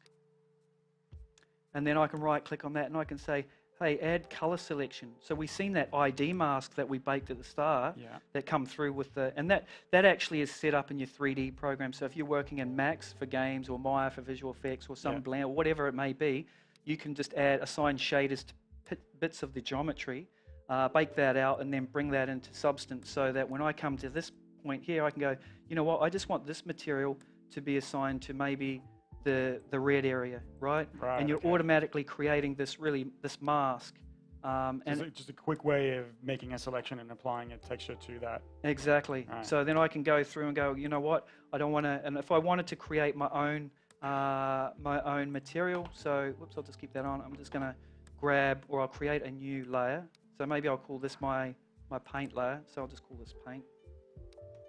I'll just change that to something. Important to name your layers here, just like in Photoshop, because you might start to have a few. Absolutely, and it's really relevant if you're a student, to be doing it and getting into the industry, because the beautiful thing, and I'm going to show you something in a minute, which is really cool, but when you're working in the industry, somebody else is going to pick up this file. It's the same deal, right? So I'm just going to pull that roughness back a little bit, maybe somewhere around there, and then what I can do is create another layer, and then I'm going to make this my metal layer, so I'm going to bring that up, bring my roughness, maybe not so bright, and then I can create a mask based on that, and then I can go down here. And I can do two things here. I can either grab one of those smart masks, and this is being driven by those utility maps, so I can come up here and just drag and drop that straight on there, And you can see Oh, it's you're giving it already kind of getting like a this, worn- yeah, edge wear, right? Yeah. So, you know, say this is, you can see how quickly I did that, and I can now procedurally control that using those maps. So if I wanted to make the grunge more, or I make it less, or maybe I want the scale to be less awesome. and just the edges. So I've got all that control, right? So at this point, I haven't hand painted anything. So if an art director comes to me and says, hey, you know what, Alan, the edge wears too much, I want to dial that down. So I can just bring that curvature all the way back down, bring the grunge back down and go, you know, and try and get it into a place where they go, you know what, that's looking good. But maybe I'd like a little bit around this bit, so I can go at that point go in and go, okay, I'm going to hand paint some. Yeah, right. And actually, the trick, or what I used to do was try and get an asset, you know, 80% of the way there using materials and actual trying to, you know, use procedural materials before I started hand painting. Because as soon as you start hand painting, then you have at that point you have to go back and redo it if there's changes, right? Yeah. So it's quite sort of user friendly in the sense that it's saving you extra work from changes from the client. Absolutely. So, you know, if they come to me at Friday afternoon, you know, got that one, and now I can right click on that and I can actually save that as a smart material. So if I go back down to my smart materials here and I right click on that, I can save that and it saves it to my shelf. So once I've got that, I can export this resource out. And if, say, you were working on a similar asset and needed a painted metal that I've already got scratches, dirt, grime, or whatever, you can then pick this up and then use it as a starting point. So you're not having to reinvent the whole thing, right? Yeah. So this is the beauty, like when you're working on a show or a game, or if you're architectural visualization, you create your own material libraries, you know, for your job, whatever it may be, even design, you know, maybe you're doing a shoe or whatever it may be. So you can just quickly create your own material libraries. And if you can't find anything in here, then you can go, you've got direct access to Substance Source, which is our online, and I didn't hotspot, but this is our online material library, and you've got over 1,800 materials in here as a starting point, right? And these are user-generated content, or? This is all made by the team at Substance. So these are all quality controlled, or high quality. Each one you can create variations on based on that one.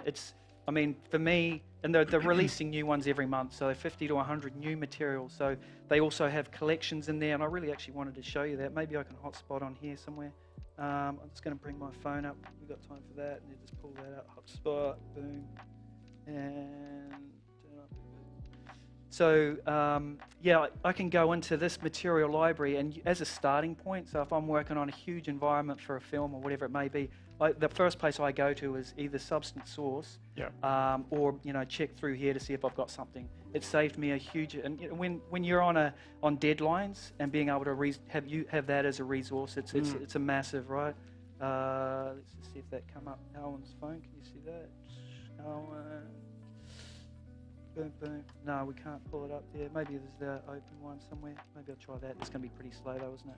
It might be a little bit slow, yeah. But I'll just keep building on this anyway. But so, you know, I've got my own sort of material here, and, you know, I'm pretty happy with it. Again, I can go back up there and go add black mask.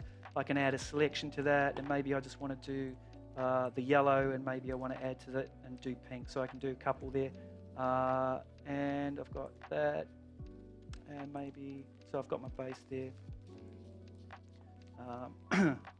So I've got one there, and then I can go into the smart materials. So in here again, maybe I'll do something. I don't like that black; it's a bit too strong. So with all of this, then what would the output for something like this be then? What's the application of this? Is it going into like gaming, into industrial design, product design, architecture, maps, all that kind of stuff? Yeah, so I mean, it's pretty much, you know, like you've seen from the Stinger video, it's pretty much any industry. Yeah. And, you know, with recent developments in sort of hardware rendering, and ray tracing and all that sort of stuff that's going on, it's really starting to move into other industries as well. So we see a huge, for me, you know, from my background, where it's all going, that's kind of, there's this emergence of technology and software, and, you know, for students that are wanting to get into, like, you know, film or games or art viz or anything 3D, then there's now, you know, less software to learn. And the Substance suite is definitely one of those suites that are kind of going mainstream. I know studios, gaming studios, for instance, will actually hire artists that know substance design. Right, If you're a okay. specialist, you know, you can. So it's kind of like industry standard program. Exactly. You know what? We've got 5 minutes. I just wanted to show you something really cool. So I'm going to just show you this. So this is one of the other apps, and this is called Substance Alchemist. So in here, you've got, you know, essentially these same materials that I can source from Substance Source. And I'll see if that did So this is like a side app to Substance Exactly. Painter. So Substance Alchemist sits in between Designer and Substance Painter. And essentially what you can do is just take already pre-existing materials, and I'll show you what I mean by that, and I'll just create one. So I can take pre-existing materials, so this one's one that's already in Substance Source, and I can just dial back the number of tiles on that. And it's really fun to use, and you know, like I really enjoy, you know, just being able to get in here and actually just have a play around. So you can see I've decreased the number of tiles. I can actually go through and go, you know what, I don't want so many broken tiles. Now maybe I want to add some moss over the top of that. And then I've got control for each one of these layers. So maybe I want to do, you know, maybe a curvature blend. So I just get some moss going in here. That's maybe a bit too much. So I can just bring that all the way back down. And I can blend it between the base color. So I'll just pull that back up a little bit. Would you need a bit of a beast of a computer to get this to be going as you're doing it live? Yeah, I mean, you want to, you know, it's GPU heavy, so you want a really good graphics card. Okay. I mean, it's just, but I mean, the team's always optimizing and trying to make things, you know, sort of, you know, manageable for people that are even just using, you know, decent computers. But when you're doing like larger assets and, you know, doing lots of materials and all the rest of it, then it can get heavy. So once you've got something like that, then there's a whole bunch of really cool filters. Like in here, I've got like weathering. So if I wanted to come through and add water, for instance, boom, it just adds water to this layer. And you can see when I rotate my light around that, like reflection. see the water and I can actually adjust the water level. So maybe I want it to go higher. You know, you can see, or if I want to just drain it all the way to the top, you can see that it's just coming through, right? And it's even got, you know, details like that grime on top of the water. So actually, let's just pull that. You can see there's that grime, so I can even turn that off and make it clear water. So it's just attention to detail that you can create very quickly. And I'm you know, like I said, like in the old way, this used to take a lot of time having to paint all these maps, right? So I can come through, add that dirt. Maybe I want to add some dirt or dust to it again. I can just keep building on top of this. And then I can save this out as a material, bring it into Substance Painter. And if I'm working on a game or a film that, you know, requires this sort of look, then I've already got it as a starting point. I bring in my geometry. I've already got my pre-made material that I can come back and tweak at any stage. It's very kind of like what you see is what you get, and it happens live. You don't have to render it. Like you just make tweaks on the fly. I think that's super impressive. Exactly right. So again, I can go through here and just change, you know, whatever background. And, you know, I've got a number of different sort of environments that, you know, I can just test and make sure that it's all looking good. So it's pretty cool. And then I can go through. I'll just put in the glazed patio one. Rotate those lights around so you can see, you know. And then, you know, you can just keep building on this. One of the other cool features in here, so let's just get rid of that for a sec. I'm just going to remove that. Or, you know, actually what I want to do is, so maybe I want to save that as a collection. So maybe I want to save this as broken tiles, whatever it may be.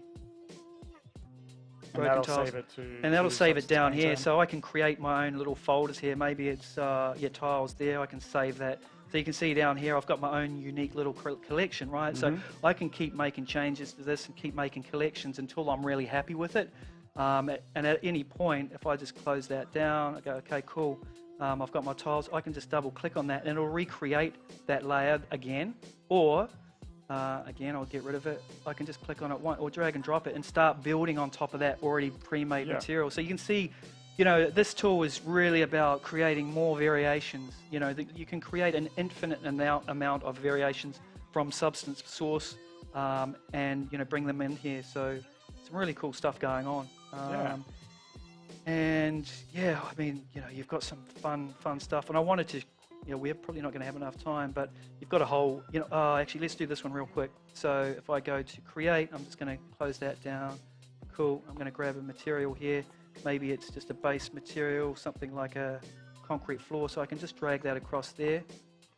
And then I go back to my filters, and you got these cool. So I'm just going to show you, like this was something that used to take a long time to try and create with pavements, right? So you can see I've got like a cement base there, and then on top of that. But if I go in here, I can actually change what type of brick that I want to have on top of that cement, which is again like to try and create masks and do all this stuff like this.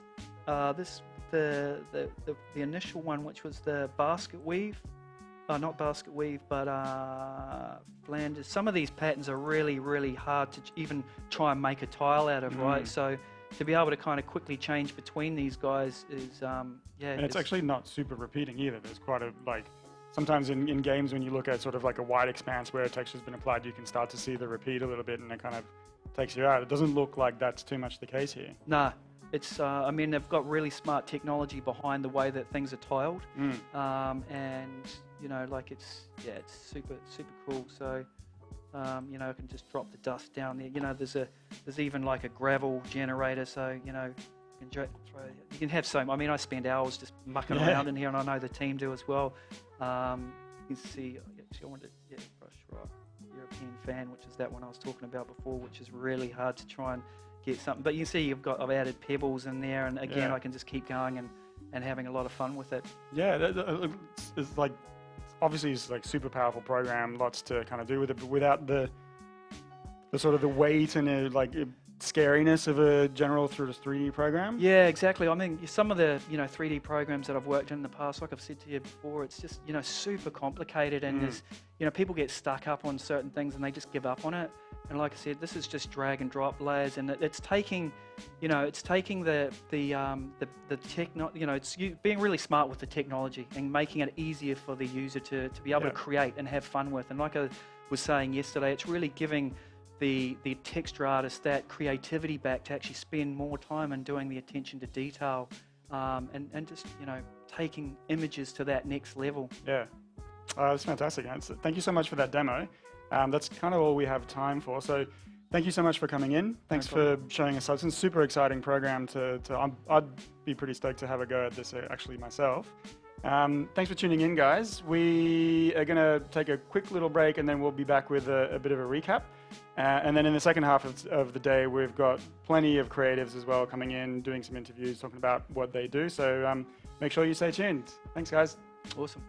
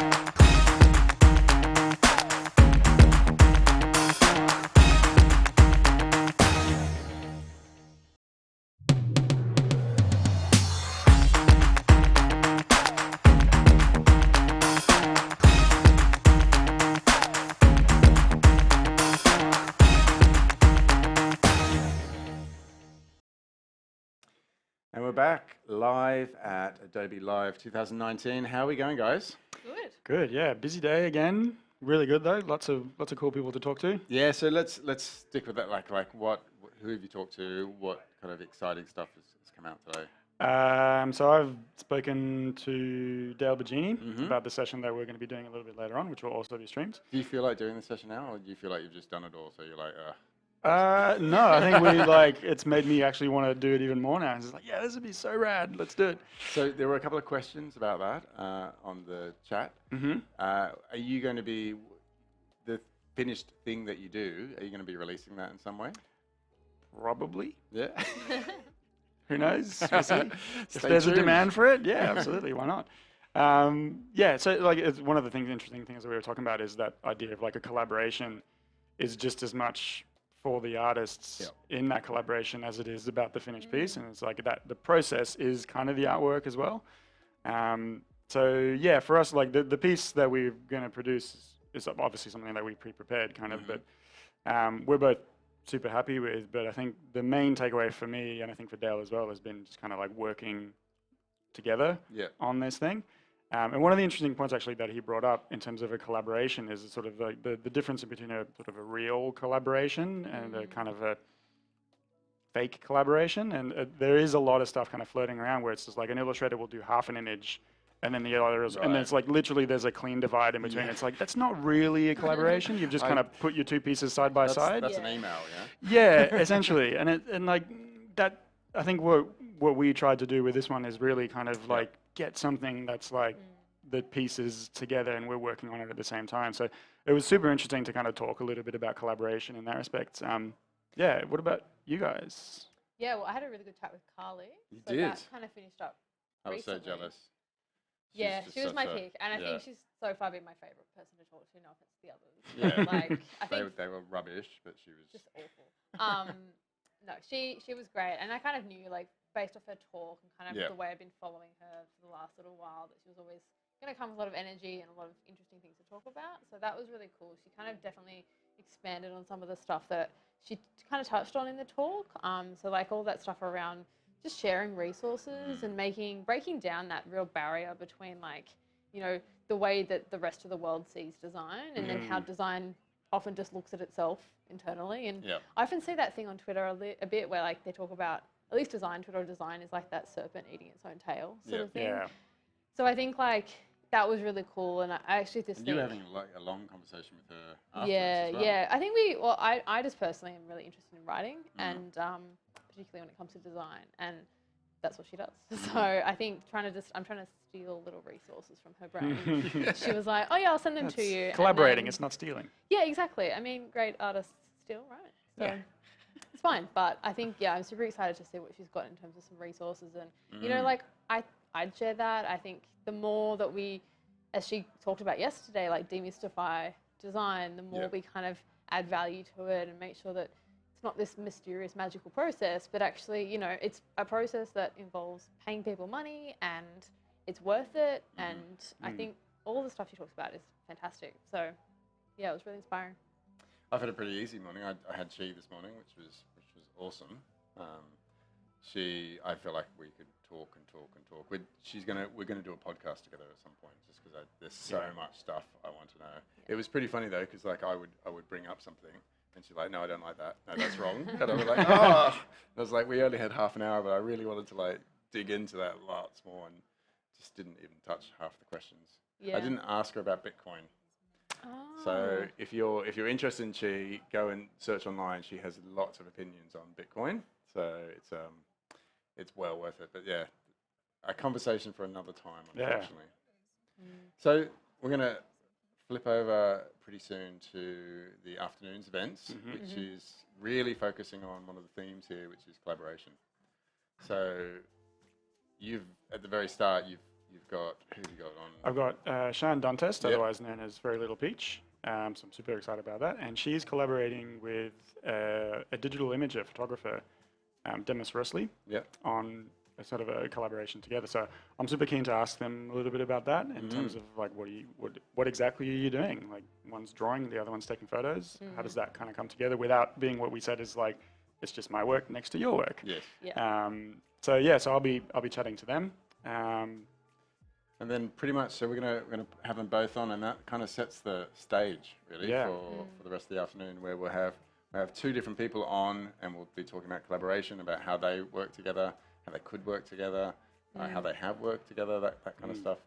Meanwhile, at the symposium, there's a whole bunch of breakouts happening. There's like crazy amount of breakouts, which is an amazing way for anyone to see some of the new features, but also learn, some of the things that they probably are going to be able to put into practice like tomorrow, which is pretty exciting. So I wanted to ask the question, there's one thing that you're like looking forward to kind of learning in the next month or so. What is it? In terms of like... Well, I'll give you an example. So I use Audition a lot for editing sound. Yeah. And I just mentioned that to someone who's a bit of a pro in that, and they were like, oh yeah, like, and I was like, I've never seen anyone work that fast and like with some of those tools. So like that for me was like, okay, that's what I need to do. That's my next month, is I'm going to get better at that. For me, I'm super curious. I mean, After Effects has been around for ages, but I think there's a couple of things that from yesterday I really started to think a bit more about. Like, you've got XD, which integrates really well into After Effects, and kind of doing custom interactions on that. But then I had a session with John, and he was sort of talking about Rush as well, and like how that all integrates. And video and motion are something that I think like are really crucial tools in the designer's toolkit. And like, the more we kind of play with those things, and the fact that they're so easy to get into, like the Rush one was like amazing. Like being able to just pull out your phone and string together all these footage and make a quick video that is really, really engaging is invaluable. So those are the things I would love to get into personally. So I've been thinking about this. This is something that's been kind of like scratching at my creative door, if you will, for a while. It's something that Dale brought up, and oddly enough, again, I was talking to Alwyn just before this about sort of 3D and all that kind of stuff. And it's something that I've kind of been wanting to get into, mostly in a sort of a broader sense, just to kind of like create like figurines and toys and that kind of stuff, getting them 3D printed. Right. So looking into maybe a bit of sort of 3D modeling, but then Dale was talking about how he would like to do that, but without the 3D, without the digital, like actually getting like clay and like sculpting it and doing that, which is like tactile. Maybe like go back to the kind of the drawing board, if you will, in sort of traditional media. But yeah, definitely something that I would like to kind of look at is like 3D and lighting and how that can kind of like look amazing as well. Well, it's just like the neons, right? Like the amount of time that I spend kind of lighting work, and then like would that be kind of me making the model and then press a button and it's lit, and either way, I'd really love to find out how that kind of works, but it kind of scares me a little bit. But I think one of the main takeaways that I'm getting out of this is Adobe seems to be kind of slowly turning its gaze towards 3D and kind of incorporating that into its kind of suite. So I'm super excited to see what happens with that. Where that goes. All right. So if you're watching on YouTube, it's worth mentioning that we are going to swap to a new live stream. So make sure that you refresh and come out and have a look at that. Have a great afternoon, guys. Thanks. You're up first. Yep. Good luck. Thanks. I'm super excited. Really looking forward to it. And we'll see all of you later as well. Cheers. See ya.